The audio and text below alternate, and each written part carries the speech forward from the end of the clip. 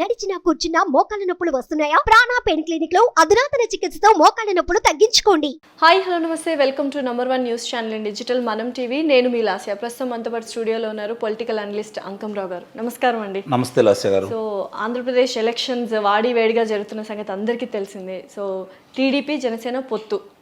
So ఇప్పుడు చంద్రబాబు నాయుడు గారు బీజేపీతో పొత్తు పెట్టుకోవాలంటే 4 కండిషన్లు చెప్పారు. అవి ఏంటి, ఎలా ఉంటాయి, నిజంగానే బీజేపీతో పొత్తు పెట్టుకుంటే ప్లస్ పాయింట్స్ అవుతాయా టీడీపీకి అంటే మీరేమంటారు?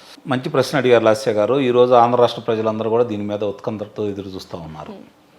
చాలా రోజుల నుంచి జనసేనాని మాతో పాటే భారతీయ జనతా పార్టీ ముగ్గురం కలిసి వెళ్తామని చెప్పిన ఆశాభావం వ్యక్తం చేయడం కూడా జరిగింది తెలుగుదేశం పార్టీలో కలిసిన తర్వాత. కానీ భారతీయ జనతా పార్టీ వాళ్ళు మేము జనసేనతో మాత్రమే పొత్తులో ఉన్నాం, వేరే వాళ్ళతో పొత్తులు లేరని ప్రకటించారు.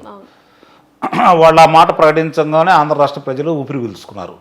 అమ్మ నాయన భారతీయ జనతా పార్టీ తెలుగుదేశం పార్టీతో కలవట్లేదురా, ప్రజలకు ఇష్టం లేదంటారు. నిస్సందేహంగా ఇష్టం లేదు. అసలు ఏ విధమైన కోపంగా ఉన్నారు అంటే, వాళ్ళు కనుక పొరపాటున ఒంటరిగా పోటీ చేస్తే పోయినసారి 0.8 0.5 అట్లా వచ్చింది. అసలు దాంట్లో ఇక దాని గురించి ఆలోచించాల్సిన అవసరం కూడా లేదు. చాలా ప్రాంతాల్లో నోటాకు వచ్చిన ఓట్లు కూడా భారతీయ జనతా పార్టీకి రాలేదు. ఈరోజు పరిస్థితి చూస్తూ ఉంటే వాళ్ళు బలవంతం పెళ్లి చేయాలని ఒక నిర్ణయానికి వచ్చేసారు. ఎవరు? భారతీయ జనతా పార్టీ వాళ్ళు బలవంతంగా పెళ్లి చేసుకోవాలని, బలవంతంగా కాపం చేయాలని నిర్ణయానికి వాళ్ళు వచ్చారే తప్ప చంద్రబాబు నాయుడు ఒప్పుకుంటేనే కదా వాళ్ళు. మీకు ఇక్కడ అర్థం కావాల్సింది ఏంటంటే, చంద్రబాబు నాయుడు గారు కూడా ఒప్పించే ప్రయత్నంలో వాళ్ళు ఉన్నారు. ఈరోజు ఒప్పుకోవాల్సిన పరిస్థితి తెలుగుదేశం పార్టీ కల్పిస్తున్నారు వాళ్ళు. దానికి కనుక వాళ్ళు ఒప్పుకున్నారనుకోండి, ఇప్పుడు తెలుగుదేశం పార్టీ వాళ్ళు భారతీయ జనతా పార్టీతో కలిసి ప్రయాణం చేయడానికి తెలుగుదేశం పార్టీ వాళ్ళు ఏమీ సుముఖంగా లేరు. కానీ భారతీయ జనతా పార్టీ తెలంగాణలో జరిగిన ఎదురు దెబ్బను దృష్టిలో పెట్టుకొని తెలుగు రాష్ట్రాల్లో మనుగడ సాగించాలి అంటే తెలుగుదేశం పార్టీతో పొత్తు పెట్టుకొని లోక్సభలో ప్రాతినిధ్యం, అలాగే శాసనసభలో కూడా ప్రాతినిధ్యానికి వాళ్ళు ఆలోచిస్తున్నారు. అది నిస్సందేహంగా తెలుగుదేశం పార్టీతో పొత్తుంటేనే సాధ్యం అనేది వాళ్ళు ఒక నిర్ణయానికి వచ్చేసారు. ప్రజలు మాత్రం వాళ్ళు అసలు ఏ పార్టీతో పొత్తు పెట్టకుండా ఉంటే మంచిది ఇప్పుడున్న పరిస్థితుల్లో అనేది ప్రజలు అనుకుంటా ఉన్నారు. ప్రజల యొక్క అభిప్రాయాన్ని చంద్రబాబు నాయుడు గారు వాళ్ళ దృష్టికి తీసుకెళ్ళడం కూడా జరిగింది. ఎందుకయ్యా అంటే, తెలంగాణలో కేసీఆర్ తోటి ఉన్న స్నేహం వల్ల కేసీఆర్ నష్టపోయారు, అలాగే భారతీయ జనతా పార్టీ కూడా నష్టపోయింది. కాబట్టి ప్రజలకు అన్యాయం జరుగుతున్న సాట కనుక అహంకారులతో కనుక కలిసి ప్రయాణం చేస్తే జాతీయ పార్టీకి ఏ గది పట్టిద్దో తెలంగాణలో చూశారు వాళ్ళు. కాబట్టి తిరిగి అదే పరిస్థితి ఆంధ్ర రాష్ట్రంలో కూడా ఉంది. కాబట్టి మీరు చిత్తశుద్ధిని ముందు కనీసం ఎన్నికల ముందైనా సరే నిరూపించుకోండి. ఎందుకంటే ఎన్నికల తర్వాత ఎటు భారతీయ జనతా పార్టీ ఇచ్చిన హామీలు నెరవేరుస్తుందని ఎవరికి ఏ క్వశ్చన్ లేదు. చంద్రబాబు నాయుడు గారు వస్తేనే ఇప్పుడు రాష్ట్ర పరిస్థితి ఎలా ఉంది అంటే, ముఖ్యమంత్రి పదవి అనేది జగన్మోహన్ రెడ్డి గారికి అవసరం. రాష్ట్ర ప్రజలకు చంద్రబాబు నాయుడు గారు ముఖ్యమంత్రి కావడం అవసరం. రాష్ట్రం తిరిగి గాడిలో పడాలన్నా, తిరిగి యువతకి ఉద్యోగాలు రావాలన్నా, పరిశ్రమలు రావాలన్నా చంద్రబాబు నాయుడు గారు అవసరం ఈరోజు రాష్ట్రానికి ఉంది. జగన్మోహన్ రెడ్డి గారికి పదవి అవసరం, రాష్ట్రానికి చంద్రబాబు నాయుడు గారు అవసరం. కానీ మోడీ గారికి, అమిత్ షా గారికి చంద్రబాబు నాయుడు గారు తిరిగి ముఖ్యమంత్రి కావడం ఇష్టం లేని పరిస్థితి. కాబట్టి వాళ్ళ యొక్క అహంకారం అడ్డొస్తూ ఉంది. కేంద్రంలో మేము ఈ స్థాయిలో ఉన్నాము, చంద్రబాబు నాయుడు మాకు ఎందుకు లొంగట్లేదు అనే భావంలో వాళ్ళు ఉండి ఎట్టో విధంగా లొంగ తీసుకోవాలని. 4 కండిషన్లు ఏమిటి, ఎంతవరకు అంటే ఒకటి ప్రజల దృష్టిలో ఎంతవరకు ఉపయోగం అంటే, ఆ రోజు ప్రత్యేక హోదా లేదు, దానికి ప్రత్యేకత ప్యాకేజీ ఇస్తామని చెప్పని అన్నారు. దానికి చట్టబద్ధత చేయలేదు వాళ్ళు. కాబట్టి ఆ చట్టబద్ధతని ఒకటి చేయాలి. రెండోది, విశాఖ ఉక్కు నగరంగా పిలువబడే విశాఖపట్నంలో ఉన్నటువంటి ఉక్కు కర్మాగారాన్ని ప్రైవేటు పరం చేయకూడదు. దానికి కావాల్సినటువంటి బొగ్గు సరఫరా చేసేదానికి అవకాశం కల్పించాలి. దానికి కావాల్సినటువంటి ధన సహాయం చేసేసి తిరిగి దాన్ని నిలబెట్టాలి. రైల్వే జోను కావాలి.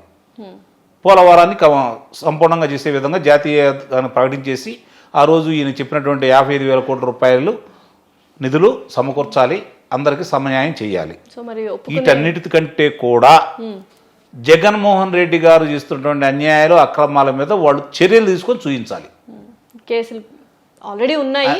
అట్లాగే ఇప్పుడు రాష్ట్రంలో జరిగిన విధ్వంసానికి సంబంధించినవి కూడా అది చంద్రబాబు నాయుడు గారి కోరిక. దానికి గనక వాళ్ళు ఒప్పుకుంటారని ఒప్పుకునేటట్లు చేస్తారని దానికి పవన్ కళ్యాణ్ గారు అనుసంధానకర్తగా ఉండి చేసే కార్యక్రమంలో ఉన్నారని చెప్పని వినిపిస్తున్నటువంటి మాటలు. సో అంటే విశ్లేషకులుగా మీరు ఏమనుకుంటున్నారు? వాళ్ళు ఒప్పుకుంటారని అయితే నేనైతే భావించట్లేదు. సో పొత్తు అయితే ఉండదు అనుకుంటున్నారు? పొత్తు ఉండకూడదని కోరుకుంటున్నాను. బీజేపీ ఉంటుంది పొత్తు. నేను చెప్పాను దాన్ని, వాళ్ళు బలవంతంగా పెళ్లి చేయాలని, బలవంతం కాపురం చేయించాలని వాళ్ళు విశ్వ ప్రయత్నం చేస్తున్నారు. వాళ్ళ చేతిలో ఉన్న అధికారంతో ఇప్పుడు చూస్తూనే ఉన్నాం. ఈ బీజేపీ పొత్తు ఈ అంశం అనేది ఎప్పుడైతే జనసేన గారు అంటే జనసేన పార్టీ పవన్ కళ్యాణ్ గారి వల్లే కుదురుతుందంటారా? లైక్ అంటే పవన్ కళ్యాణ్ గారు అనుసంధానకర్తగా ఉంటారని చెప్పి నేను భావిస్తున్నాను. ఆయన వల్లే పొత్తు అనే అంశం అయితే వచ్చింది, బీజేపీ టీడీపీ పొత్తు అనేది. అంతే. మరి నష్టమా? తెలుగుదేశం పార్టీకి నష్టమే, నష్టమే, జనసేన కూడా నష్టమే. అది ఓకే, తెలుగుదేశం పార్టీకి నష్టమే, జనసేనకి నష్టమే. కాకపోతే ఏంటంటే వాళ్ళ పైనున్న అధికారంతో వాళ్ళు గతంలో జగన్మోహన్ రెడ్డి గారికి ఎలాంటి సహాయ సహకారాలు అందజేశారో వాటిని తిరిగి ఈ రోజు అందజేయకుండా ఇప్పుడు ఇక్కడ ఎటు ఆయనకున్నటువంటి 4 స్తంభాల్లో ఒక స్తంభం కూలిపోయింది కదా. ఇక్కడ కేసీఆర్ గారు ఓడిపోవటం వల్ల తెలంగాణ నుంచి సహాయ సహకారాలు ఎటు లేవు. కాబట్టి ఇప్పుడు ఆయనకి ఉన్నది 2 మార్గాలు. ఒకటి కేంద్రం, రెండోది మోడీ గారు, అమిత్ షా గారు. అది కూడా సహాయ సహకారాలు లేకపోతే ప్రజలు ఎత్తు తిరస్కరించే పరిస్థితిలో ఉన్నారు. సో టీడీపీకి అయితే నష్టం వస్తుంది బీజేపీ పొత్తు పెట్టుకుంటే. వైఎస్ఆర్సీపీ పార్టీకి జగన్మోహన్ రెడ్డి గారికి ఎలా ఉంటుంది? అంటే ఇప్పుడు గౌరవప్రదమైన స్థానాలు రావడానికి అవకాశం ఉంటుంది.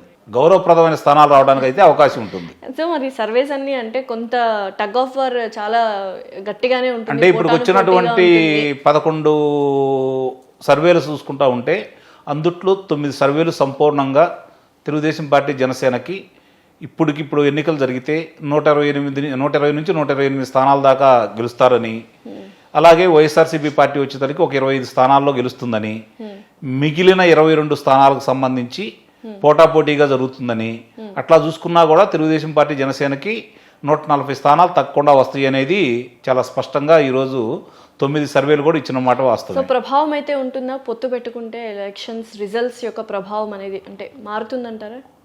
మారదు, దాంట్లో ఎలాంటి సందేహం కూడా లేదు. వాళ్ళు ఒక నిర్ణయానికి వచ్చేసారు. సైకిల్ గుర్తు, గ్లాస్ గుర్తు ఎక్కడున్నా సరే కళ్ళు మూసుకుని ఓట్లేసే పరిస్థితిలో ఉన్నారు. వాళ్ళకి ఫ్యాన్ గుర్తు కనపడకూడదు ప్రజలకి.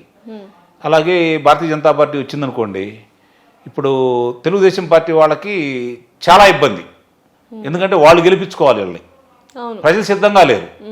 ప్రజలను బతినాడుకోవాలి వీళ్ళు రేపొద్దున. ఎందుకంటే ఒకవేళ పొరపాటు రేపొద్దున అభ్యర్థులను కనుక ప్రజలు కనుక తిరస్కరించేటట్టున్నారు, వాళ్ళని కనుక ఓడిస్తే తెలుగుదేశమే కావాలని చేసింది, జనసేన కావాలని చేసిందని చెప్పని దుష్ప్రచారం చేస్తారు. కాబట్టి ఇప్పుడు వాళ్ళకి చాలా ఇబ్బంది అనమాట. కాబట్టి ఆ తిప్పలని ఎక్కువగా వాళ్ళ స్థానాల కంటే కూడా భారతీయ జనతా పార్టీ పోటీ చేసే స్థానాల మీద దృష్టి పెట్టాల్సిన పరిస్థితి కల్పించబోతున్నారు వాళ్ళు. సో ఎట్టకేలకు కొంత అయితే ఆశాభావం వ్యక్తం చేస్తున్నారు బీజేపీ వాళ్ళు. బట్ వీళ్ళు కొద్దిగా నిరాశలో ఉన్నారు, సుముఖంగా లేరు అంటారు. చూద్దాం మరి నిజంగానే పొత్తు కుదురుతుందా లేదా, కుదిరితే ఎటువంటి నష్టాలు ఎటువంటి లాభాలు జరుగుతాయి, అండ్ ఆంధ్ర ఎలక్షన్స్లో ఎటువంటి ప్రభావం చూపుతుందో వేచి చూద్దాం. Thank you so much.